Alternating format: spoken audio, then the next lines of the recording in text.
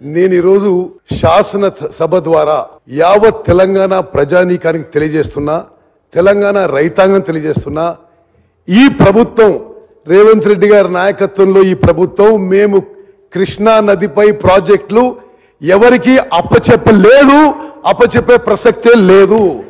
మీరు ఎక్కడి నుంచో మినిట్స్ తీసుకొచ్చి చదివి మేమేదో చేసినాం అంటే దానికి మేమెందుకు జవాబు చెప్తాము? ఎక్కడి నుంచో తెచ్చి హరీష్ రావు గారు మాట్లాడుతున్నారు అన్నారు.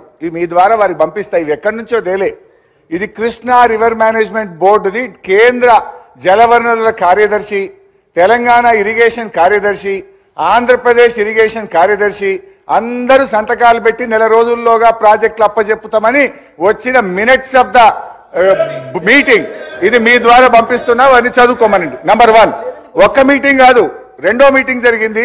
రెండవ మీటింగ్ లో కూడా అధ్యక్ష, మొదటి మీటింగ్ లోనే కాదు, రెండవ మీటింగ్ లో paragraph 3 page number 2, when all the outlets are handed over to KRMB, these will be under the control of KRMB and will be manned by the staff from both the states in equal proportion.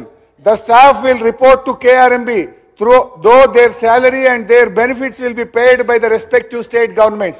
మీరు ఇయ్యకనే పోతే ఉద్యోగుల deputation ఎందుకు వస్తుంది? KRMB నడుపుతుందనే ప్రస్తావన ఎందుకు వస్తుంది? ఇప్పుడు ఏంటంటే బేసిక్ గా మీరు ఇచ్చిండ్రు, ఒప్పుకున్నారు.